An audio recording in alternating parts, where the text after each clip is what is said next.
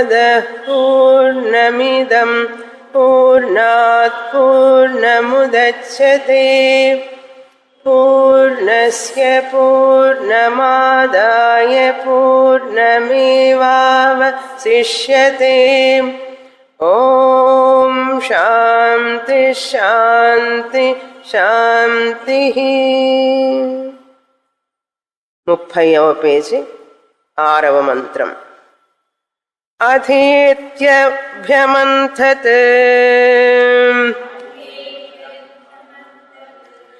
సముఖాచ్చ యోనిర్హస్తాభ్యాం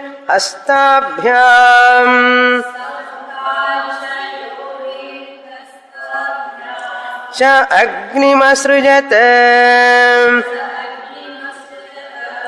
తస్మాదేతదుభయం అలోమకం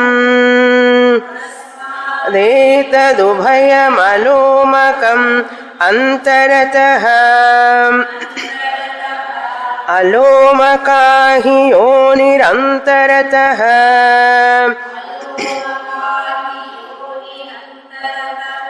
తద్యదిదమాహుః అమం యజాముం యజేతి ఏకైకం దేవం ఏతస్యైవ సా విసృష్టిః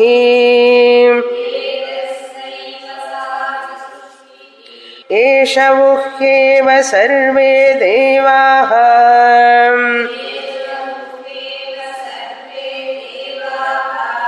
అథ యద కించిదేదమార్ద్రం తద్రేషతో అసృజత తదు సోమః ఏతావద్వా ఇదం సర్వం అన్నం చైవ అన్నాదం చ అన్నాదం సోమ ఏవాన్నం అగ్నిరన్నాదః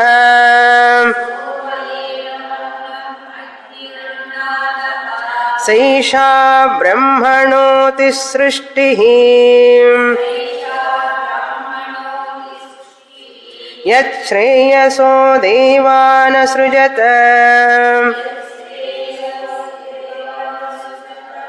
అథ యన్మర్త్యః సహ అన్నమృతా సృజత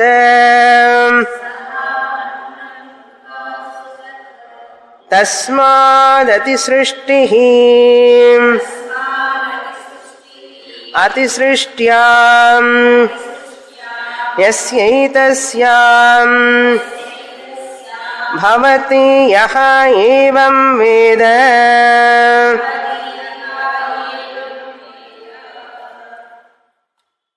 ప్రజాపతి స్థుతి గురించి ఈ యొక్క బ్రాహ్మణంలో మనం తెలుసుకుంటున్నాం. పురుష విధ బ్రాహ్మణం. ఇక్కడ ప్రజాపతి ఆ పదవిని ఎలా పొందాడు అనే విషయాన్ని తెలియజేసి తర్వాత ప్రజాపతి సృష్టి చేశాడు అని చెప్తోంది మంత్రం. అసలు ఆ ప్రజాపతి పదవి ఎలా వచ్చింది అనడానికి మామూలు మనిషి యజ్ఞయాగాదులు చేసి ఉపాసనలు చేస్తే ఏ ఉపాసనలు చేయాలి అంటే అశ్వ విరాడ్ ఉపాసనం అని చెప్పబడింది. అగ్ని విరాడ్ ఉపాసనం, ప్రాణ హిరణ్య గర్భ ఉపాసనం, అనేక ఉపాసనాలు చేయడం వలన మానవుడే ప్రజాపతి పదవిని పొందుతాడు. ప్రజాపదవి పొందడమే కాదు, ఆ పదవిలో ఉండే గౌరవాన్ని మొత్తం పొందుతాడు. ఆ పదవి వల్ల వచ్చేటటువంటి గౌరవం, పురస్కారాలు అన్నీ కూడా పొందుతాడు. ఇంకా ఏం పొందుతాడు అంటే క్రమముక్తిని పొందుతాడు అన్నాడు. క్రమముక్తిని పొందుతాడు అని చెప్పి తర్వాత ఆ ప్రజాపతికి ఒక శక్తి వస్తుంది, సృష్టి చేసే శక్తి, సృష్టించే శక్తిని పొందుతాడు అని ఉపనిషత్తు చెప్తోంది.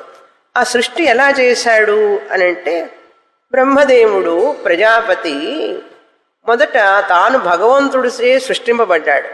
సృష్టింపబడి అంటే మానవుడిగా ఉన్నటువంటి వ్యక్తిని భగవంతుడు మానవుడిగా పుట్టించిన తర్వాతనే మానవుడిగా ఉన్న వ్యక్తిని ప్రజాపతి పోస్టుకి ఎదుగుతాడు మనిషి. అలా ఎదిగినప్పుడు ఆ భగవంతుడు అన్ని విద్యలు ఇస్తాడు ఆ ప్రజాపతికి, జ్ఞానాన్ని ఇస్తాడు. ఇచ్చిన తర్వాత ఆ ప్రజాపతి ఏం చేస్తాడు అంటే నేను ఒంటరిగా ఉన్నానే అని అనుకొని భయపడతాడు మొదట. తర్వాత నేను ఎందుకు భయపడాలి, ఒంటరిగా ఉన్నప్పుడు రెండోది లేదు కదా అని మళ్ళీ తనకు తానే ధైర్యం తెచ్చుకున్నాడు. అలా ధైర్యం తెచ్చుకున్న తర్వాత మళ్ళీ ఒక్కడిగా ఉంటే ఏం ఆనందిస్తాను, అందుకని సృష్టి చేద్దాం అని చెప్పి తనలో నుంచే మను శతరూపాలని పుట్టిస్తాడు. ఈ మను శతరూపాలు ఇద్దరు కూడా పురుష స్త్రీలు ఇద్దరు ఒక శతరూప అనేక జీవరాశులుగా మారుతూ ఉంటుంది స్త్రీ రూపంగా. అప్పుడు మనువు అనేక పురుష రూపాల్లో మనుష్యుల శరీరం నుంచి పశువులు, పక్షులు, క్రిములు, కీటకాలు, పిపీలిక, చీమల వరకు, అంటే చీమల గురించి కూడా చెప్పబడింది బృహదారణ్యకంలో. చీమలంటే మనం లెక్క లేకుండా చూస్తాం, బృహదారణ్యకంలో దానికి పెద్ద ప్లేస్ అనమాట. పిపీలిక అని, చీమ చిన్నదే, పేరు పెద్దది. పిపీలిక అనేది సంస్కృతం పేరు చీమకి. ఈ చీమ వరకు ఆయన సృష్టించాడట. ఈ మనుష్యత రూపాలే ఇన్ని రకాలుగా వివిధ రూపాలుగా అయినాయి. ఇది మానవుల, పశువుల, వృక్షాలు, కీటకాల సృష్టి. తర్వాత ఈ 6వ మంత్రంలో ఏం చెప్పబడింది అంటే, క్రిందటి వారం ఈ మంత్రం చదివాము, కొన్ని ముఖ్య విషయాలు చెప్పాను. అందులో దేవతా సృష్టి చేయబడింది, దేవతల యొక్క సృష్టి. ఈ దేవతా సృష్టి చెప్పేటప్పుడు అగ్నిదేవత, సోమదేవత, ఆ ఇద్దరు దేవతల గురించి మనకు ఇక్కడ వివరంగా చెప్తున్నారు మంత్రంలో. ఏం చెప్పబడుతోంది ఇక్కడ ఈ మంత్రం యొక్క విషయం ఏమిటంటే, అథ ఏతత్ అభ్యమంథత. ఈ ప్రజాపతి వీళ్ళని ఎలా సృష్టించాడట, అగ్నిదేవతని, సోమదేవతని. వీళ్ళకి 4 పేర్లు ఉన్నాయి. అగ్నిదేవుడికి 4 పేర్లు, సోమదేవుడికి 4 పేర్లు. ఆ 4 పేర్లు ఏమిటో చెప్పి తర్వాత వీళ్ళు ఎలా సృష్టింపబడ్డారు అనేది చెప్తాం, మంత్రంలోకి వెళతాం. ఈ అగ్నిదేవతకి అధిష్టాన దేవత అని పేరు. అగ్నిదేవత, సోమదేవత ఇద్దరు అధిష్టాన దేవతలు. అగ్నిదేవత, సోమదేవతకి చంద్రదేవత అని పేరు. అగ్ని, చంద్ర, ఇది మొదటి పేరు. రెండవ పేరేంటి అగ్నిదేవుడికి అంటే, వైదిక కర్మలలో చేసేటటువంటి అగ్ని ఏదైతే ఉందో ఆ వైదిక కర్మ అగ్నికి అని పేరు ఆయనకి. వేదాలలో చెప్పబడినటువంటి అగ్నిహోత్రాలు చేస్తారు కదా, ఆ అగ్నిదేవత ఈయన. కొరియర్ సర్వీస్ చేస్తుంటాడు కదా, మనం ఆ దేవతలకు ఇచ్చినప్పుడు ఈయన తీసుకువెళ్ళి ఆ దేవతలకు ఇస్తాడు ఈ అగ్నిదేవుడు. వేదాలలో చెప్పినటువంటి యజ్ఞయాగాదుల్లో అగ్నిహోత్రం చేస్తే ఆ అగ్నిహోత్రంలో మనం అనేక ద్రవ్యాలు వేస్తాం. అగ్నిహోత్రంలో ఆ అన్ని ద్రవ్యాలు వేసేటప్పుడు ఫలానా ఫలానా దేవతకి ఇవ్వాలి అని చెప్పి చెప్తాం మనం. అగ్నిదేవుడు ఆ విధంగా అన్ని దేవతలకు అందిస్తాడు అని ఇక్కడ అనేక ద్రవ్యాలు మనం వేస్తాం. ఆ ద్రవ్యాలలో ఒకటి సోమరసం.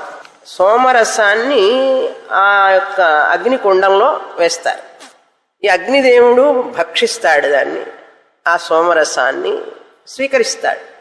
ఏవి యజ్ఞాలు చేస్తారు అంటే అగ్నిహోత్రంతో సప్త పాక యజ్ఞము అని, సప్త హవిరి యజ్ఞమని, సప్త సోమ యజ్ఞం అని అనేక యజ్ఞాలు ఉన్నాయి.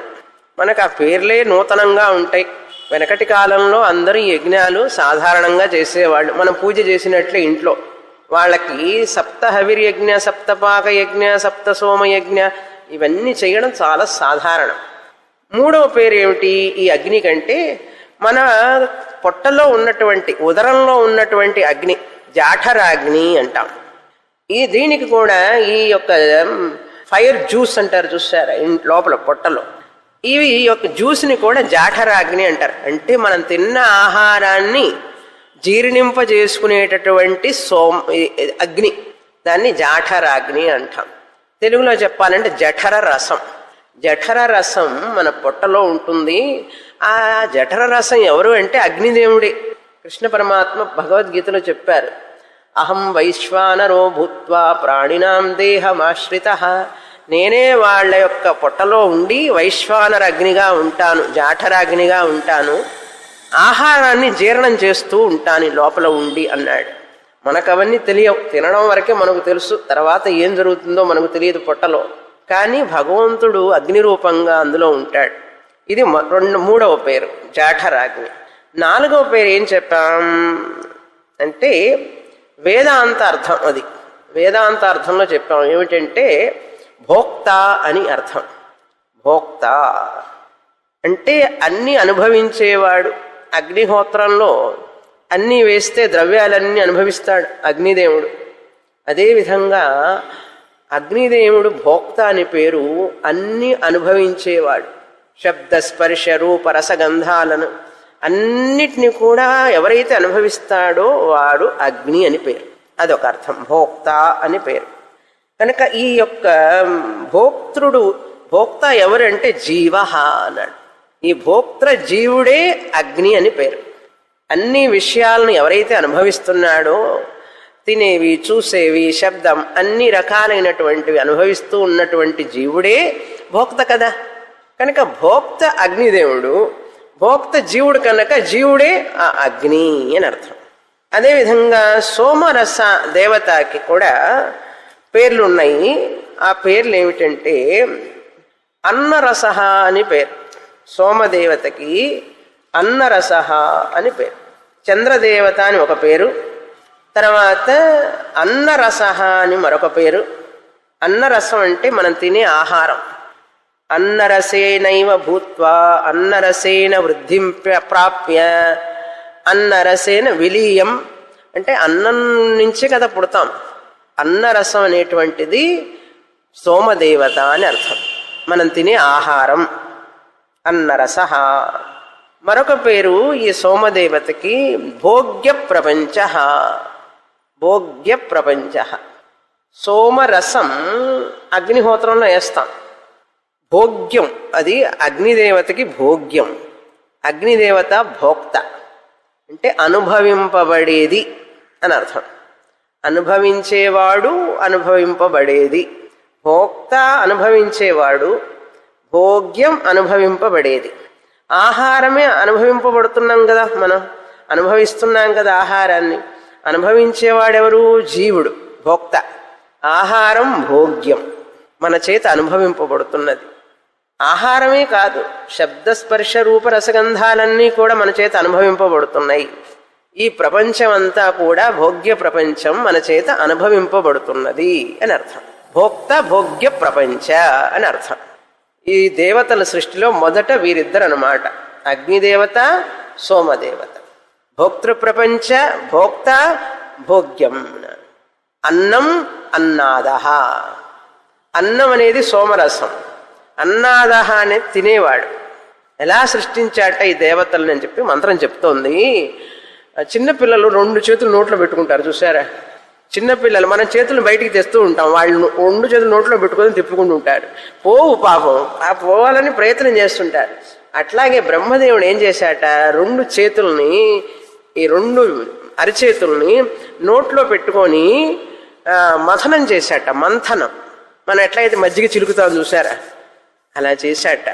అలా చేసేటప్పుడు ఈ అగ్నిదేవత సోమదేవతలు పుట్టారట అని మంత్రం చెప్తోంది. హస్తాభ్యాం చ అగ్ని అసృజత.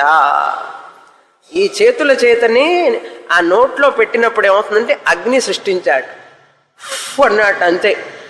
ఆ రాగానే అగ్ని వచ్చేసింది అని శాస్త్రం చెప్తుంది. భూపాదౌ యస్య నాభిర్వియదసుర నిలశ్చంద్ర సూర్యౌ చ నేత్రే కర్ణావాశ శిరోద్యౌ ముఖమపి దహనః. ముఖం అపి దహనః. ముఖమే, అందుకని నోరంతా వేడిగా ఉంటుంది చూసారా. ఎప్పుడు నోరు వేడిగా ఉంటుంది, అందుకని థర్మామీటర్ ఎక్కడ పెడతారు, అంగిట్లో పెడతారు, టెంపరేచర్ అక్కడే ఉంటుంది. ఈ చేతులు అక్కడ తిప్పడం వలన ఏమైందంటే అగ్ని పుట్టడం వలన అలోమహ అలోమకాహ. లోమం అంటే వెంట్రుకలు. ఆ అగ్ని పుట్టడం వల్లనే నోట్లో ఎక్కడ వెంట్రుకలు లేవు, శరీరం అంతా వెంట్రుకలు ఉన్నాయి.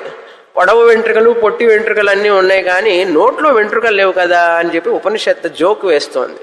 ఆ నోట్లో చేతులు పెట్టి తిప్పడం వల్లనే అగ్ని పుట్టడం వలన శరీరం అంతా వెంట్రుకలు ఉన్నప్పటికీ కూడా, లోమం ఉన్నప్పటికీ కూడా నోట్లో మాత్రం వెంట్రుకలు లేవు. కారణం ఏమిటంటే అక్కడ ఏదైతే ఆధారమో అక్కడ లోమాలు ఉండవు. యోని అంటే గర్భం, తల్లి గర్భం కూడా చూడండి, మాతృగర్భంలో కూడా వెంట్రుకలు ఉండవు, లోమాలు ఉండవు. అక్కడి నుంచే కదా శిశువు వస్తాడు బయటికి. అంటే యోని అంటే ఏమిటి? ఆధారం. ఈ దేవతలు రావడానికి ఆ ప్రజాపతి యొక్క నోరు ఆధారం. యోని అంటే ఆధారం. ఎత్ర ఎత్ర యోనిత్వం తత్ర తత్ర అలోమకత్వం. ఎక్కడెక్కడైతే ఆధారత్వం ఉంటుందో అక్కడక్కడ వెంట్రుకలు ఉండవు అని చెప్పి ఉపనిషత్తు చెప్తోంది. అందుకని అరచేతులు కూడా వెంట్రుకలు ఉండవు చూసారా? ఇక్కడి నుంచి మొదలైతే మళ్ళీ వెంట్రుకలు, అరచేతుల్లో వెంట్రుకలు ఉండవు. ఎందుకంటే అక్కడ అగ్ని స్పర్శ వలన వెంట్రుకలు ఉండవట అని చెప్పి ఉపనిషత్తు చెప్తోంది. అలోమకాహ అంతరతః, అలోమకాహి యోని అంతరతః. గర్భంలో కూడా యోని అంటే ఎక్కడెక్కడ ఆధారత్వం ఉన్నదో అక్కడక్కడ వెంట్రుకలు ఉండవు, కేశములు ఉండవు. తద్ యదిదమాహు, అందుకనే చెప్తారు ఏమని? అముం యజాముం యజేతి, ఈ దేవతకి ఇది నివేదించు, ఆ దేవతకి ఇది నివేదించు అని చెప్పి చెప్తుంటారు. ఇంద్రుడికి అది హవనం చెయ్యి, వరుణుడికి ఇది చెయ్యు, అగ్నిదేవుడికి ఇది ఇవ్వు అని చెప్పి చెప్తుంటారు. అముం యజేత, యజ అంటే ఏంటి? యజ్ఞం చెయ్యని. ఆ దేవతలకి ఇది ఇవ్వు, ఇది ఇవ్వు, అది ఇవ్వు అంటుంటారు కదా. నవగ్రహాలన్నీ చుడుతున్నారు, వాళ్ళందరూ దేవతలేగా. ఎన్ని తీసుకెళ్తుంటారు చూడండి, ఒక్కొక్క దేవతకి ఒక్కొక్క రకం. వాళ్ళకి వస్త్రం వేరు, ఉప్పు వేరు, డ్రెస్సు వేరు, వాళ్ళకి సపరేట్. వాళ్ళకి ఆయనకి ఇవ్వు, ఆ దేవుడికి ఇది ఇవ్వు, ఆ దేవతకి ఇది ఇవ్వు అంటుంటారు కదా. అట్లాగే ఇక్కడ కూడా దేవతలకి ఆహుతి చేస్తూ ఉంటారు. ఏకైకం దేవం, ఒక్కొక్క దేవుడికి సపరేట్గా, ఆయనకని సపరేట్గా ఉంటాయి కొన్ని టేస్ట్లు, ఆయన రుచులు ఆయనవి. ఆ దేవతలకి ఎవరికి ఏమి ఇవ్వాలో అదే ఇవ్వాలి. తర్వాత ఏతస్యైవా విసృష్టి, ఈ సృష్టిని చేసిన తర్వాత ఏషవు హేవ సర్వే దేవాః అథ యత్కించిత్ ఇదం ఆర్ద్రం. ఇంతవరకు అగ్ని సృష్టి, ఈ విధంగానే అందరూ దేవతలు పుట్టారు అని చెప్పారు. శాంపుల్ ఒక అగ్నిదేవుని చెప్పి మిగతా దేవతలందరూ పుట్టారు అన్నారు. మరి రెండవ సోమదేవత ఎలా పుట్టింది అంటే ఆర్ద్రం. ఆర్ద్రం అంటే ఏంటి? ద్రవరూపం. ద్రవరూపంలో ఉన్నటువంటి అంటే అచేతనమైనటువంటి భోగ్య ప్రపంచం, ఈ ప్రకృతి అంతా కూడా అని అర్థం. ఇప్పుడు మనం అనుభవించడానికి ఎన్ని కావాలి? ఉదయం నుంచి రాత్రి దాకా చెవులు ఇచ్చాడు, వినడానికి శబ్దం కావాలి కదా, లేకపోతే నీ చెవులు ఉండి ఏం ప్రయోజనం? కళ్ళు ఇచ్చాడు, చూడడానికి రూపం ఉన్నటువంటివి కావాలి కదా, రంగులు కావాలి కదా. ముక్కు ఇచ్చాడు, వాసన చూడటానికి పదార్థాలు ఉండాలి కదా. కనుక చేతనమైనటువంటి జీవుడు భోక్త కావాలి అంటే భోగ్యమైన వస్తువు ఉంటేనే కదా. ఆ భోగ్య ప్రపంచం అచేతనం అయి ఉండాలి. అది కూడా చేతనం అయిందనుకోండి, మనం ఇడ్లీ తినడానికి ఇడ్లీ పెట్టుకుంటే నన్ను తింటావా నువ్వు అని చెప్పి అది పారిపోతుంది. అందుకని భోక్త అయినవాడు చేతనం. పెన్ను రాస్తున్నాం అనుకోండి, పెన్ను కూడా చేతనం అయితే ఏముంటుంది? ఎప్పుడు నాతో గీకుతూ ఉంటాడు, నన్ను పోతానంటుంది, వెళ్ళిపోతానంటుంది. మనం వాడే తాళం చేతులు ఏమిటి, చెప్పులు ఏమిటి, బ్యాగ్ ఏమిటి, వస్త్రం ముఖ్యంగా. మరి రకరకాలైన వస్తువులు మనం దగ్గర పెట్టుకుంటున్నాం, వాడుకుంటున్నాం మన అవసరానికి. మరి అవి కూడా చేతనం అయితే మన దగ్గర ఉంటాయా? ఉండవు. అందుకని అచేతనమైనటువంటి ఆర్ద్ర అంటే ఇక్కడ ప్రకృతి ప్రపంచం, అచేతన ప్రపంచం అని అర్థం. సోమదేవతని అచేతన ప్రపంచంతో పోల్చబడింది భోగ్య ప్రపంచం. అందుకనే హాయిగా ఆనందంగా ఉన్నాం. ఇప్పుడు కళ్ళజోడు పెట్టుకున్నారు మీరు, కళ్ళజోడు కదలకుండా చేతనం లేకపోతే పెట్టుకున్నారు, కానీ అది కూడా చేతనం అయితే కనుక ప్రాబ్లం అన్ని. చూడండి భగవంతుడి సృష్టి ఎంత చక్కగా చేశాడో. భోక్త భోగ్యం, భోక్త భోగ్యం చేసిన తర్వాత భోగ్యం అచేతనం, భోక్త చేతనం. ఇంత తెలివిగా సృష్టి చేశాడు, మనం చేయగలమా? అది ఇక్కడ విషయం. ఆర్ద్రం తద్రేతసః అసృజత. రేతసః అంటే ఈ యొక్క జడ ప్రపంచం ద్రవరూపంలో ఉన్నటువంటి రేతసహ అసృజత తదు సోమ, దాన్ని సోమదేవత అన్నారు, చంద్రదేవత అన్నారు. ఇక్కడ రసహ అంటే ఏమిటి? ప్రతి పదార్థంలో ఒక రుచి ఉంటుంది, ఒక రుచి ఉంటుంది, దానికని ఒక టేస్ట్ ఉంటుంది. ఆ రసాన్ని సోమదేవత అన్నారు. ఈ సోమం అనేది ఇంకొక అర్థం ఏంటంటే, సోమరసాన్ని అగ్నిలో వేసేటప్పుడు ఆ సోమరసం తయారు చేయడానికి సోమలతను తీసుకొస్తారు. ఆ లతను బాగా రుబ్బాలి, మథించిన తర్వాత రసం తీస్తారు దాన్ని. ఆ రసాన్ని ఆ అగ్నిహంలో వేస్తారు. అది ద్రవమే కదా, కనుక అది అన్నరసంతో పోల్చబడింది, ఆహారంతో పోల్చబడింది, భోగ్యంగా పోల్చబడింది, అనుభవింపబడేది కదా. అనుభవించేవాడు అగ్నిదేవత, జీవతో పోల్చబడింది. కనుక ఇవన్నీ కూడా తదు సోమః. తర్వాత ఇదం సర్వం అన్నం చ ఏవ అన్నాదంచ. ఈ మొత్తం కూడా ఏమిటి? అన్నం, అన్నాదం. అన్నాద అంటే ఆహారాన్ని తీసుకునేవాడు, చూసేవాడు, వినేవాడు, అనుభవించేవాడు. ఇక్కడ అన్నాద అంటే అన్నం అని కాదు అర్థం. అన్నం అత్తి ఇది అన్నాద. అన్నం అంటే ఏమిటి? శబ్దం, రుచి, వాసన, రంగు తెలుసుకునేవాడు, అనుభవించేవాడు. అన్నాద.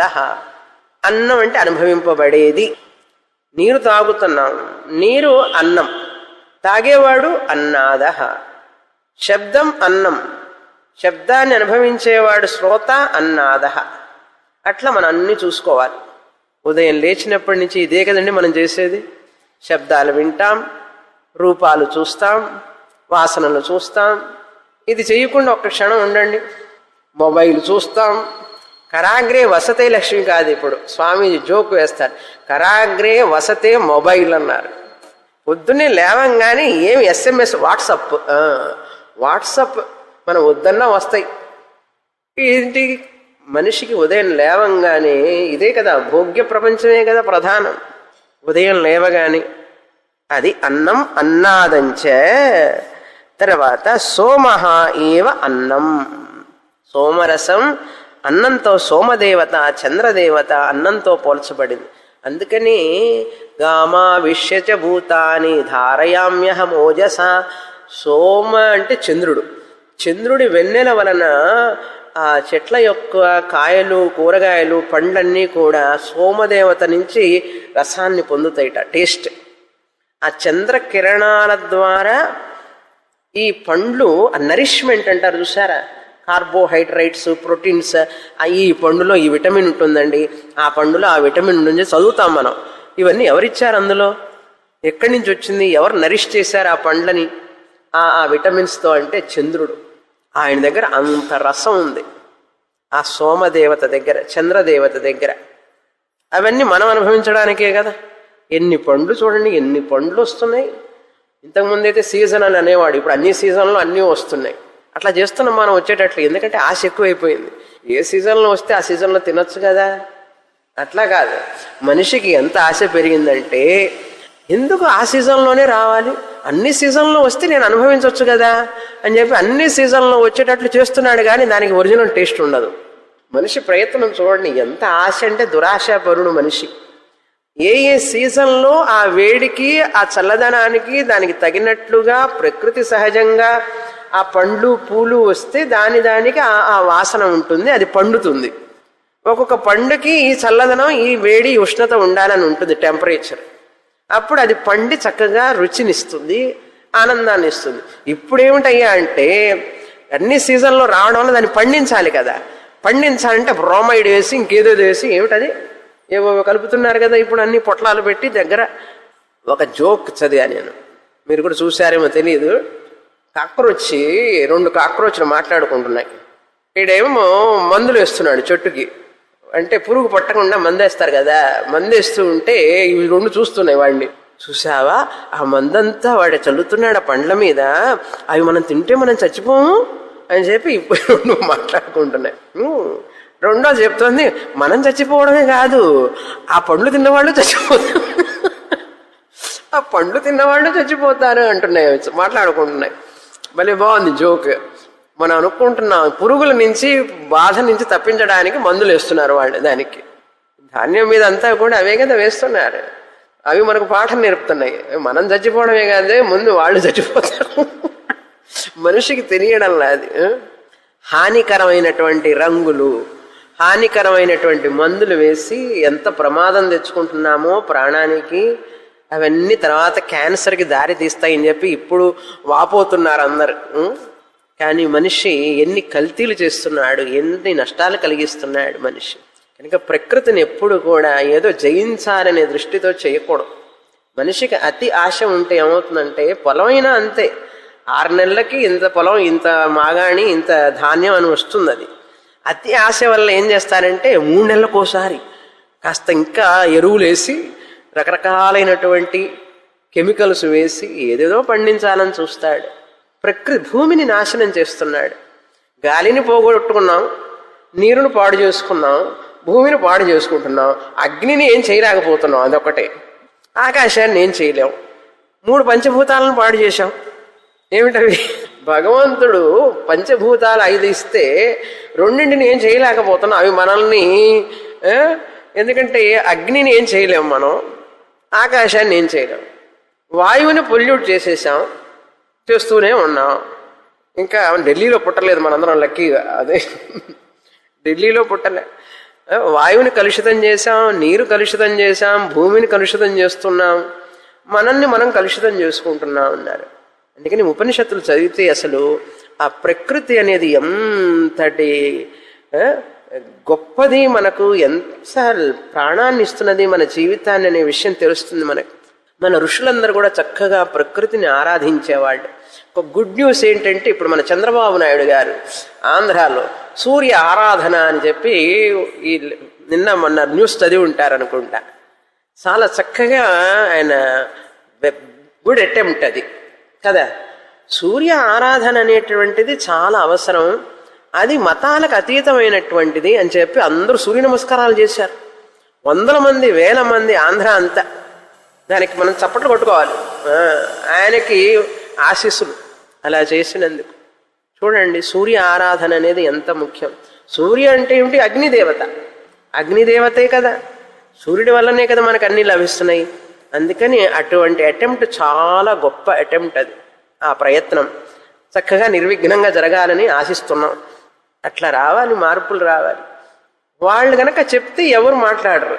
నాయకుడు చెప్తే జనం పాటించి తీరాలి. అదే అమ్మా, ఆయన అన్ని కోట్ చేస్తుంటారు. వసుధైవ కుటుంబకం అని అన్ని ఉపనిషత్తుల్లో కోటింగ్స్ అన్ని చెప్తారు. ఎందుకంటే ఉపనిషత్తుల్లో చెప్పిన దాని ప్రకారంగా మనం జీవిస్తే ప్రపంచం మొత్తానికి శాంతి, అందరూ శాంతి సుఖశాంతులతో ఉండొచ్చు. అందుకని దాన్ని విడిచి, నేల విడిచి సాము చేయకూడదు ఎవరు కూడా. నేల మీద ఉండి సాము చేయొచ్చు నువ్వు ఎంతైనా, కానీ నేల విడిచి సాము చేస్తే ఎట్లా ఉంటుంది? గుర్రపు స్వారీ. నేల విడిచి నేను పైన గుర్ర స్వారీ చేస్తానన్నట్ట, పైనుంచి కింద పడతాం. అందుకని మన ఋషుల పరంపరని ఆధారంగా చేసుకొని మన ఆర్థిక వ్యవస్థ, మన రాజకీయ వ్యవస్థ అన్నీ ఉండాలి.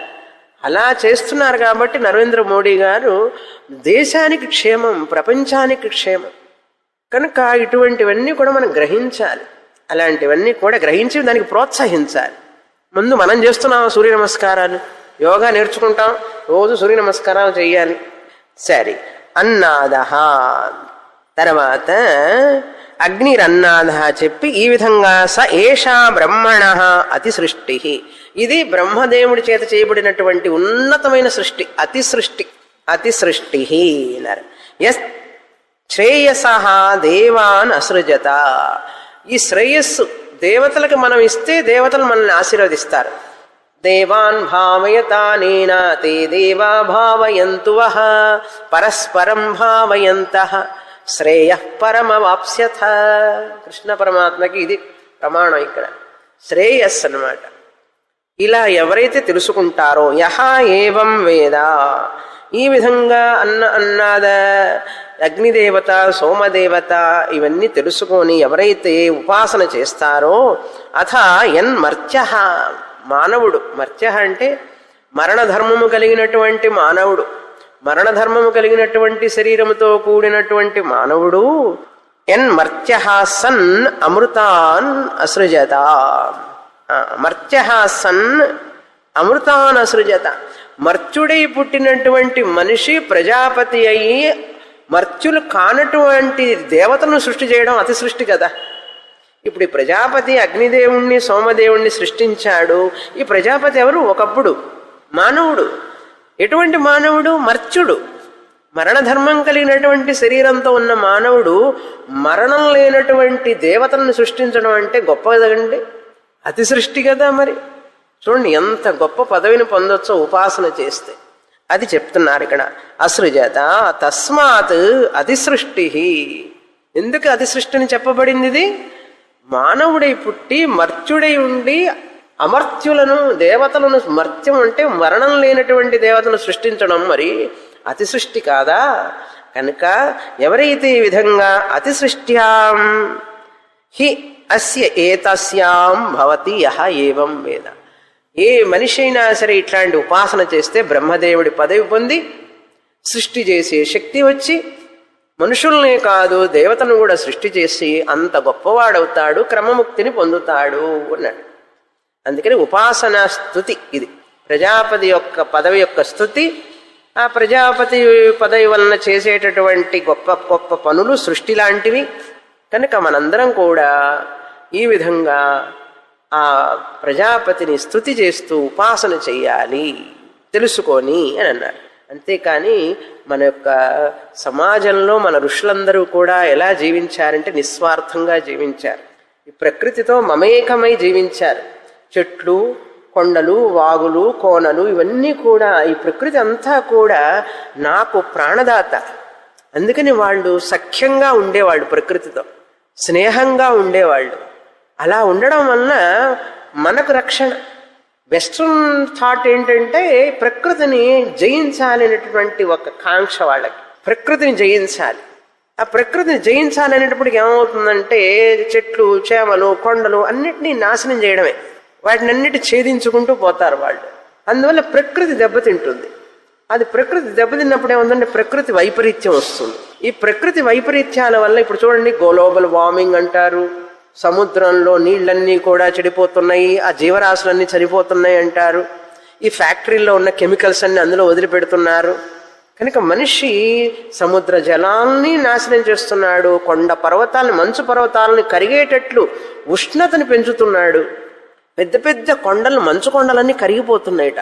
అందుకని గ్లోబల్ వార్మింగ్ పెరిగిపోతోంది. ఇప్పుడు ఈ చలిగాలు చూసారా, ఇవన్నీ కూడా ప్రకృతి వైపరీత్యాలు. కారణం ఏమిటంటే మనిషి యొక్క స్వార్థం. మనిషి స్వార్థమే, తన పతనానికే తానే కారణం అవుతున్నాడు మనిషి. విదేశాలలో అంతే. వాళ్ళకేంటంటే ఎంతసేపటికి తను శరీరం తాను. ఈ ప్రకృతిలో ఉన్నదంతా గుంజుకుందామనే స్వభావం, కన్జ్యూమరిజం అంటారు. మనదంతా కాంట్రిబ్యూషనిజం, అంతా కాంట్రిబ్యూట్ చేయడమే మన పని ప్రకృతికి. అలా చేస్తే ప్రకృతి మనకిస్తుంది. ఎక్కడ చూడండి. అందుకని నరేంద్ర మోడీ గారు ఏ దేశానికి వెళ్ళినా కూడా ఇదే చెప్తుంటారు. నేనేదో గొప్పగా అయిపోవాలని చెప్పి అనుకోవద్దు. ప్రతి కంట్రీ కూడా నేను గొప్పగా ఉండాలి అందరి ముందు, నేను పెద్దవాడిని అని. ఎందుకు ప్రతి కంట్రీ అట్లా అనుకుంటే మిగతా దేశాలన్నీ కూడా ఆనందంగా ఉండాలా లేదా? అది స్వార్థం అవుతుంది. ప్రపంచాన్ని గురించి ఆలోచించేవాడు కావాలి మనకు, అంతేకాని తన దేశాన్ని తన స్వార్థంతో చూసుకుంటే అది కాదు దృష్టి. సర్వమానవ సౌఖ్యం, సౌభ్రాతృత్వం దృష్టి కావాలి మనిషి. అందుకే ఈనాటికి కూడా ఈ భారతదేశం ఎందుకు గొప్పదంటే ఈ విశ్వ సౌభ్రాతృత్వం, అందరూ మన సోదరులే అన్నారు. అందుకే వివేకానందుడు చికాగో వెళ్ళినప్పుడు సోదరి సోదరమణులారా అనగానే, dear brothers and sisters of America అనగానే సైలెన్స్ అయిపోయి అందరూ నుంచున్నారట. నుంచుని చప్పట్లు కొడుతూనే ఉన్నారట. ఇప్పటికీ చెప్పుకుంటా ఆ విషయం. అట్లా అడ్రస్ చేసిన వాళ్ళే లేరు వాళ్ళని ఎవరిని. సోదరి సోదరమణులారా అని ఎవరినని అంటారు? పరాయి దేశం వాళ్ళని పోయి జెంటిల్మెన్ అంటారు. వాళ్ళు వచ్చి మనని జెంటిల్మెన్ అంటారు. కానీ మన వాళ్ళు డియర్ బ్రదర్స్ అండ్ సిస్టర్స్ అంటే ఏమైంది అప్పుడు? అందుకని ప్రపంచం అంతా ఒక కుటుంబం. ఇది భగవంతుడి సృష్టి. ఈ భగవంతుడి సృష్టిలో అందరం ఆనందంగా ఉండాలి. అది మన యొక్క ఋషుల్లో ఇచ్చినటువంటి సంపద మనకు. మన వేదాలలో చెప్పబడినటువంటి గొప్ప విశ్వ ప్రేమ, విశ్వ సౌభ్రాతృత్వం ఇవన్నీ మనం తెలుసుకోకుండా ఏదో ఆధునికత పక్కీలో మోడర్నైజేషన్లో అట్లా పడిపోతూ ఉంటే దెబ్బతింటాం. అర్థమైందా? అలా దెబ్బతినకుండా మన యొక్క సంప్రదాయం, మన దేశం, మన యొక్క సంస్కృతి, మన పద్ధతి, మన ఇక్కడే ఉండి ఇక్కడే పెరిగి ఇక్కడే చదువుకొని ఇక్కడే మహానుభావులం కావాలి. అది ఈ దేశంలో ఉన్నటువంటి గొప్పతనం. ఈ దేశంలో ఉన్న గాలిని పీల్చుకోవాలి, ఈ దేశంలో నీ నదుల్లో స్నానం చేయాలి, ఈ దేశంలో ఉన్నటువంటి భూమిని ఆ మట్టితో స్పర్శతో ఉండాలి. అంత పవిత్రమైనటువంటి దేశం ఇది. అటువంటి ప్రేమ, దేశభక్తి ఉంటే ఈ దేశం ప్రపంచ దేశాలకి గురుస్థానంలో ఉండగలదు. గురుస్థానం, గౌరవస్థానం ఎప్పుడు వస్తుంది? మనం ఎప్పుడైతే ఈ దేశభక్తితో ఈ దేశాన్ని గౌరవంతో ముందుకు తీసుకువెళతామో అప్పుడు దీనికి గురుస్థానం వస్తుంది. దేశానికి వస్తుందా గురుస్థానం? అక్కడున్న మనుషులు ఆ యొక్క సంస్కృతిని గౌరవించి ఆ దేశాన్ని గురుస్థానానికి తీసుకువెళ్ళాలి. అది నరేంద్ర మోడీ గారి ప్రయత్నం. ఇప్పుడు వన్స్ అపాన్ ఏ టైం అట్లా ఉండేది, మళ్ళీ తిరిగి అది రావాలి. జగద్గురువుగా ఉన్నది మన దేశం ప్రపంచ దేశాలకి. మళ్ళీ ఆ స్థానాన్ని పొందాలి. మనకున్నది ఎన్ని రిసోర్సెస్ ఉన్నాయో తెలుసా మనకు? మనిషిలో స్వార్థం ఉండడం వలన ఉన్న రిసోర్సెస్ అన్ని పాడు చేసుకుంటున్నాం మనం. కనుక మన దేశంలో ఉన్నంత రిసోర్సెస్ ప్రపంచంలో ఎక్కడా లేవు అనే విషయం మనం తెలుసుకోవాలి. అలా తెలుసుకోకుండా మన పిల్లల్ని విదేశాల వైపు చూపు మళ్ళుతోంది, వాళ్ళకి ఇట్లా పోతోంది.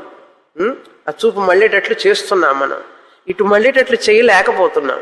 ఎందుకంటే మనం కూడా విదేశీ వ్యామోహంలో పడిపోయి శరీర సుఖమే సర్వస్వం అనుకుంటున్నాం. మానసికమైనటువంటి సుఖం, ఆత్మశాంతి, లోపల ఉన్నటువంటి జీవుడికి ఒక జన్మ సఫలత ప్రాప్తి అనేది ఉన్నదనే సంగతి తెలియకపోతే మానవ జన్మ నిరర్థకమే కదా. కనుక ఒకసారి ఒక లైఫ్ వేస్ట్ అయిపోతే మళ్ళీ రాదు కదా. ఈ విషయంలో దిగితే ఇంక నాకు టైమే తెలియదు. నేను తర్వాత మంత్రానికి వెళతాను. ఇప్పుడు 7వ మంత్రం చదువుతాం. ఇది చాలా ముఖ్యమైన మంత్రం. 7, 8, 9, 10 వేదాంత సారం అన్నమాట. బృహదారణ్యకం మొత్తంలో ఈ 7, 8, 9, 10 మంత్రాలు చాలా ముఖ్యమైనవి. ఉపనిషత్తులన్నింటిలోకి ఇది సారం, వేదాంతం యొక్క సారం అంత ముఖ్యమైనది.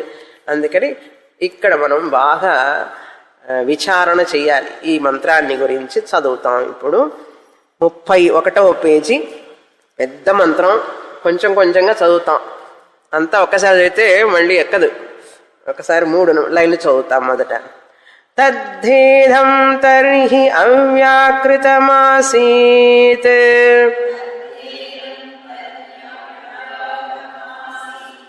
తన్నామరూపాభ్యామేవ వ్యాక్రియత అసౌ నామాయం ఇదం రూపమితి.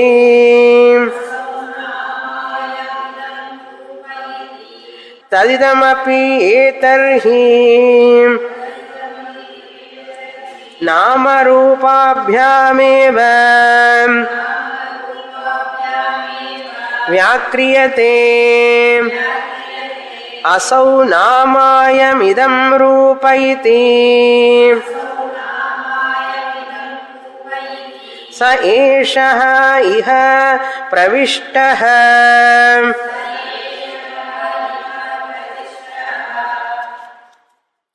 Very very important. అంటే చాలా ముఖ్యమైనటువంటి మంత్రం అని అర్థం. ఏం చెప్పబడింది ఈ మంత్రంలో అంటే తత్ హి ఇదం. దీని సారం ఏమిటంటే బ్రహ్మ సత్యం జగన్మిథ్యా జీవో బ్రహ్మైవ నాపరః. 3 విషయాలండి. మొత్తం వేదాంతంలో మనం తెలుసుకోవలసిన 3 విషయాలు. మనిషిగా పుట్టిన తర్వాత అన్నమాచార్య కీర్తన ఒకటి ఉంది, అన్నమాచార్య ఉన్నది అనుకుంటాను, మనుషుడై పుట్టి అని ఒక పాట ఉంది. తర్వాత అంతా మీరు చదవండి వెళ్ళి. మనుషుడై పుట్టిన తర్వాత చెయ్యవలసిన కర్తవ్యం ఏమిటి అని అంటే నేను బ్రహ్మ సత్యం అని తెలుసుకోవాలి. ఈ జగత్తు మొత్తానికి పరమాత్మ భగవంతుడే సత్యం, బ్రహ్మ సత్యం. మరి కనపడే జగత్తు మిథ్యా, అది సత్యం కాదు, అది ఉన్నట్లుగా కనపడుతుంది. ఎండమావుల నీరు ఎండలో నీరు ఉన్నట్లుగా కనపడుతుంది. మనకు కనపడినంత మాత్రాన సత్యం అవుతుందా? మెరాజ్ వాటర్ అంటారు. ఊషర భూమిలో ఆ ఎండమావి నీరు నిజం కాదు కదా. నేను చూశానండి అన్నావు, చూసినంత మాత్రం నిజం అవుతుందా? అదేవిధంగా ఈ జగత్తును చూస్తున్నంత మాత్రాన సత్యం కాదు. ఇది సత్యం కాకపోతే అసత్యమా? అవును, సత్యంగా కనిపిస్తున్నది నీకు. అసలు ఈ మాటని అన్నందుకైనా కనీసం చదవాలి కదండి శాస్త్రం. ఏమిటి ఈ శాస్త్రం? ఎట్లా ఈ జగత్తుని అసత్యం అంటోంది, మిథ్య అంటోంది, నేను చూస్తా ఏమిటో అని చెప్పైనా కనీసం క్యూరియాసిటీ కోసమైనా రావాలి, చదవాలి కదా. కొంతమంది అది కూడా ఉండదు, క్యూరియాసిటీ కూడా ఉండదు. కొంతమంది ఆలోచన పరులు కొంచెం క్యూరియాసిటీ ఉంటుంది. అసలు ఏ విధంగా, ఎలా, హౌ కెన్ శాస్త్ర say that this world is unreal? How dare అంటే, నేను చూసే జగత్తైనా నా అండర్స్టాండింగ్ అయినా తప్పై ఉండాలి. ఈ జగత్తంతా నాకు కనపడుతుంది, నాకు నిజం అనిపిస్తున్నది. వేదాంతం ఏం చెప్తోంది? ఇది నిజం కాదు అంటోంది. మా ఇద్దరిలో ఎవరో ఒకళ్ళు సత్యం అయి ఉండాలి, కరెక్ట్ అయి ఉండాలి, ఒకళ్ళు తప్పు అయి ఉండాలి. ఇప్పుడు నేను తప్ప, శాస్త్రం తప్ప? తెలుసుకోవాలి. తెలుసుకుందామా లేదా? లేకపోతే నేను చూసేదంతా మిథ్య అంటుందా శాస్త్రం? ఎట్లా మిథ్య? మిథ్య కాదని నేను నిరూపిస్తా అని చెప్పి శాస్త్రం దగ్గరికి వెళ్ళి పోట్లాడాలా లేదా? కొంతమంది పోట్లాడరు, అంటే అందులే మనకే ఉందిలే అంటారు. అలా అనకూడదు. ఆలోచన పరులు ఏం చేస్తారంటే, నేను చూస్తున్నటువంటి ఈ జగత్తుని ఆ వేదం వచ్చి సత్యం కాదంటుందా? ఎట్లా కాదు, నేను చూస్తాను అని చెప్పి ఆ ఉపనిషత్తుల్లోకి వెళ్ళి చదువుతూ ఉంటే నువ్వన్నా నిర్ణయించాలి. ఉపనిషత్తు నువ్వు చెప్పింది తప్పని మనం చెప్పాలి ఉపనిషత్తుకి. అప్పుడు ఉపనిషత్తు మనకు లొంగిపోతుంది. లేదా ఉపనిషత్తు చెప్పింది మనం ఒప్పుకోవాలి, అప్పుడు మనం ఉపనిషత్తుకు లొంగిపోవాలి. అంతేనా? అది విషయం. అందుకే చెప్తాను, వేదాంతం క్లాస్కి వచ్చే వాళ్ళందరూ ఆలోచన పరులై ఉంటారు. బాగా ఆలోచన పరులు, తెలుసుకోవాలి ఈ విషయాన్ని అని జిజ్ఞాసా పరులైన వాళ్లే వస్తారు. కానీ మిగతా వాళ్ళు వచ్చినా నిలవరు. అసలు ఎలా అనగలుగుతోంది ఉపనిషత్తు? జగన్మిథ్య. తర్వాత ఏమన్నది? జీవ, నేను జీవుణ్ణి, బ్రహ్మ ఏవ నా పరహ, వేరే కాదుట. ఆ భగవంతుడు పరమాత్మని ఎవరు అంటున్నారో, సృష్టికర్త, బ్రహ్మ సత్యం, ఆ సత్యమైన బ్రహ్మని నేనుట. అది తెలుసుకోవాలి. నేను ఎట్లా బ్రహ్మాన్ని అవుతాను? భ్రమలో ఉన్నాను ఇప్పటి వరకు, బ్రహ్మను అవుతానా లేదా? అసలు నిజమేనా ఇది? వాళ్ళు ఋషులంటే ఎవరు? ఋషులు. అసలు ఈ విషయాన్ని ఏమిటో అంత తెలుసుకుందాం మేము అని చెప్పి ప్రయత్నం చేసిన వాళ్ళే ఋషులు. ఇప్పుడు సైంటిస్టులు చూసారా, పరిశోధనలు చేస్తుంటారు సైంటిస్టులు. ఇది ఎలాగైనా సరే దీన్ని బాగా రీసెర్చ్ చేసి, పరిశోధన చేసి ప్రపంచానికి చూపించాలి అని చేస్తుంటారా లేదా? నోబెల్ బహుమతి పొందుతారు. మన ఋషులు 1000 మంది సైంటిస్టులకి పైన, ఒక్కొక్క ఋషి 1000 మంది శాస్త్రజ్ఞులతో సమానం. ఒక్క శాస్త్రజ్ఞుడు కాదు. ఈ నోబెల్ బహుమతులు పొందినటువంటి సైంటిస్టులు ఉన్నారు చూసారా, ఆక్స్ఫోర్డ్ యూనివర్సిటీ నుంచి వస్తారు, స్టాన్ఫోర్డ్ యూనివర్సిటీ నుంచి, ఎక్కడెక్కడి నుంచో, ఏ యూనివర్సిటీలో నుంచి, ఇంగ్లాండ్, లండన్లో అంతా డిగ్రీలు చదివి సైంటిస్టులు. అట్లాంటి సైంటిస్టులు అందరినీ 100 మంది 1000 మందిని ఒక చోట పెడితే మన ఋషితో సమానం కాదు వాళ్ళు. మన ఒక్క ఋషితో సమానం కాదు. అర్థమైందా? అంత గొప్పవాళ్ళు మన ఋషులు. మన ఋషులు గొప్పవాళ్ళు అని తెలుసుకోవాలంటే మనం ఇది చదవాలి. వాళ్ళు మనకిచ్చినటువంటి ఈ గొప్ప విద్యని, ఈ ఖని, జ్ఞాన ఖని ఇది. ఈ ఖని, జ్ఞాన ఖని అయి ఈ ప్రపంచం మొత్తానికి వెలుగు లాంటిది. ఈ వెలుగు చూపించాల్సింది పోయి మనం వెలుగు పొందకుండా మనం చీకట్లో పడుతున్నాం. చీకట్లో పట్టమంటే దుఃఖంలో పడుతున్నాం. ఋషులు ఎప్పుడు దుఃఖపడలే. ఋషులు ఎప్పుడు ఆనందంగా ఉండేవాళ్ళు, శాంతంగా ఉండేవాళ్ళు. వాళ్ళకి ఏమున్నాయండి? భోగాలు లేవు, ఏమీ లేవు, అయినా సుఖంగా ఉన్నారు. మనకు అన్నీ ఉన్నాయి, నిద్ర పట్టదు. అన్నం అరగడానికి ఒక మాత్ర, నిద్ర పట్టడానికి ఒక మాత్ర, మళ్ళీ వాడిన మాత్ర సైడ్ ఎఫెక్ట్ రాకుండా ఉండడానికి మరొక మాత్ర. 12 రకాల మాత్రలు ఉంటాయి డబ్బాలు చుట్టూ. పచ్చ మాత్ర, తెల్ల మాత్ర, పసుపు మాత్ర, నీలం మాత్ర, ఏంటి ఇవన్నీ? ఇదొక లైఫా? ఇట్లాంటి జీవితాలే మనకు కావాల్సింది. అందుకని పొద్దున్న లేస్తే ఆ సప్తర్షులను తలుచుకోవాలి. ఋషులే మనకు ఆదర్శం కావాలి. ఆ ఋషులు విన్న మంత్రాలు ఇవన్నీ కూడా భగవంతుడు ఇచ్చినటువంటి వేదాన్ని ఋషులు విన్నారు. ఆ వేదాల మంత్రాలను అవి మనం చదువుతున్నాం ఈరోజు. యాజ్ఞవల్కుడు ఋషి, మహాఋషి. ఈ విద్యని మనకు ఇస్తున్నారు ఆయన. ఇదేమిటో టైంపాస్ చదువుతున్నాం అనుకుంటారు చాలామంది. అందుకని అప్పుడప్పుడు కొంచెం ఘాటుగా చెప్తుంటా నేను.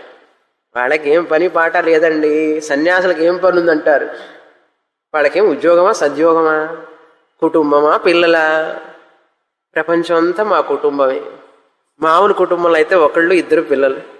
సన్యాసికి ప్రపంచం అంతా కుటుంబమే. ఎంతమంది పిల్లలు తెలుసా? పెద్ద కుటుంబం, పెద్ద భారం. అయినా భారంగా అనుకోరు వాళ్ళు. సన్యాసులు భారంగా అనుకోరు. ఎందుకంటే వాళ్ళకున్న విద్య ఇచ్చేటటువంటి శాంతి, ఆనందం వలన అంత విస్తారు. చూడండి, మనం చదవబోయే విద్య ఇప్పుడు చాలా ముఖ్యమైనది. ఏం చెప్తోంది? బ్రహ్మసత్యం జగన్మిథ్యా జీవో బ్రహ్మైవ నాపరః. మంత్రం చూడకండి ఇప్పుడు. నేను ఈ మంత్రాలు 4 మంత్రాలకి ఈ సారాంశాన్ని చెప్తున్నాను. అది చెప్తేనే మీకు ఆ మంత్రాలు అర్థమైతే, లేకపోతే అర్థం కావు. ఏం చెప్తోందంటే ఈ 3 స్టేట్మెంట్లు. ఫస్ట్, బ్రహ్మసత్యం జగన్మిథ్యా జీవో బ్రహ్మైవ నాపరః. సరే, ఈ ఉపనిషత్తు ఏం చెప్తోంది? మొదట తర్హి అవ్యాకృతం ఆసీత్. అవ్యాకృతం అంటే కారణం కనపడకుండా ఈ కార్యప్రపంచం అంతా కూడా అవ్యక్తంగా ఉన్నది అంటున్నది. అవ్యాకృతం అంటే అవ్యక్తం. ఈ ప్రపంచం అంతా కూడా మొదట కనపడని స్థితిలో, ఇప్పుడు చెట్టు ఉన్నదండి, విత్తనం వస్తుంది. ఆ విత్తనంలో ఆ చెట్టు కనపడకుండా ఉన్నదా లేదా? వ్యక్తం కాని స్థితిలో ఉంది. అవ్యాకృతం అంటారు దాన్ని. బంగారంలో కంసాలి వాడు ఆభరణాలు చేస్తే మెళ్ళో గొలుసు వేసుకుంటాం, చేతికి ఉంగరాలు పెట్టుకుంటాం, చేతికి గాజులు వేసుకుంటాం, వేలికి ఉంగరం, చేతికి గాజులు, రకరకాలు వేసుకుంటున్నాం కదా. కంసాలి వాడు ఈ బంగారంలో ఈ ఆభరణాలన్నీ కనపడకుండా ఉన్నాయి ముందు, అందులో నుంచి బయటికి తెస్తున్నాడు ఆయన, ఆ బంగారంలో నుంచి. అవునా? కనుక బంగారం లోపల అవ్యక్తంగా ఉన్న ఈ ఆభరణాలు, ఆ ఆభరణాలని ఆయన తీసుకొస్తాడు, ఆ బంగారంలో నుంచి తయారు చేస్తాడు. కనుక అవ్యాకృతంగా ఉన్నాయి ఆభరణాలు. తర్వాత వ్యాకృతమైనవి, వ్యక్తమైనవి. వ్యక్తమైనవి అంటే కంటికి కనపడుతున్నాయి. ఇప్పుడు మనం ఆభరణాలు చూస్తున్నాం, కార్యం అంటారు దాన్ని, ప్రోడక్ట్ అంటారు. ఈ ఆభరణాలు మనం చూస్తున్నా, అవి వాడుతున్నా కూడా దాని యొక్క కారణం ఏమిటి? బంగారమే. వ్యక్త రూపం, అవ్యక్త రూపం, కారణ రూపం, కార్యరూపం. అవ్యక్త రూపం కారణ రూపం అయితే వ్యక్త రూపం కార్యరూపం. అలాగే అనేక ఉదాహరణలు. ఈ చెక్క ఉంది, furniture. Furniture products, table, bench, desk, ఇవన్నీ కూడా. చెక్క అనేటువంటిది కారణం. ఈ యొక్క చెక్క సామగ్రి అంతా, ఫర్నిచర్ అంతా కూడా అన్మానిఫెస్ట్ ఫామ్లో ఉంది. వడ్రంగిది వాడి దగ్గర ముందు చెక్క రూపంలో ఉంది, వుడ్గా ఉన్నది. అందులో నుంచే అన్నీ వచ్చినాయి. అదేవిధంగా దారం, ఈ దారం నుంచే కదా వస్త్రాలన్నీ వచ్చినాయి. దారం ఉండని చూసారా, అందులో ఈ వస్త్రం ఉన్నది కనపడకుండా, అవ్యాకృతంగా. తర్వాత వ్యాకృతం అవుతుంది, వ్యక్తం అవుతుంది. అట్లా అనేక ఉదాహరణ చూసుకోవచ్చు మనం ప్రపంచంలో. ఈ విషయం చెప్తూ నామ రూప కర్మ, ప్రతి వస్తువుకి ఒక పేరు. బంగారం ఉన్నది, తర్వాత ఏమేమి పేర్లు వచ్చినాయి? గొలుసు, దానికి ఒక గొలుసు రూపం. గొలుసు ఎక్కడ పెట్టుకుంటారు? మెళ్ళో వేసుకుంటారు. రింగ్ ఎక్కడ పెట్టుకుంటారు? దానికి కర్మ ఎక్కడది? వేలుకి రింగ్. గాజులు ఎక్కడ వేసుకుంటారు? చేతికి వేసుకుంటారు. దానికి ఒక రూపం, దానికి ఒక పేరు, దాని పని దాన్ని చేస్తుంది. పెన్ను అని ఉంది, పెన్ను అనేది పేరు, ఆ పెన్నుకు ఒక రూపం. పెన్నుతో ఏం చేస్తారు? రాస్తారు. పుస్తకం, అది ఒక రూపం, అదొక పేరు, అది చదువుతాం. అందులో కర్మ, నామ రూప కర్మ, నామ రూప కర్మ. ప్రపంచంలో మీరు అన్ని వస్తువులు చూడండి, దానికి ఒక పేరు, దానికి ఒక రూపం, దానికి ఒక కర్మ. నామరూప కర్మ. ఈ నామరూప కర్మ ఆభరణాలకన్నీ ఉన్నప్పటికీ కూడా అది దాని యొక్క వస్తుతః రూపం ఏమిటి? అసలు బంగారమే. ఇప్పుడు ఈ నామరూపం సత్యమా? మీరు చెప్పండి. గొలుసు బంగారం చెబితే బాగా అర్థమవుతుందని చెప్తాను. అది గొలుసు వేసుకున్నాం.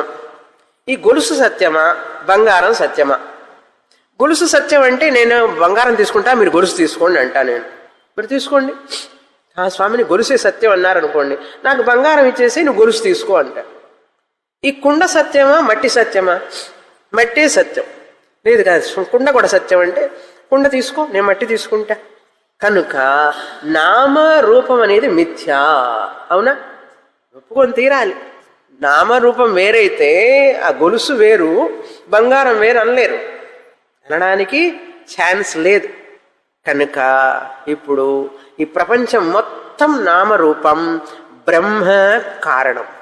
బ్రహ్మ సత్యం, నామరూప జగత్ మిథ్యా. మిథ్య అంటే ఏమిటి? గొలుసు మిథ్య అవుతుందా? గొలుసు ఉన్నది, కానీ ఆ గొలుసు ఏమై ఉన్నది? బంగారమే అయి ఉన్నది. బంగారాన్నే చూస్తున్నావు, బంగారాన్నే పట్టుకుంటున్నావు.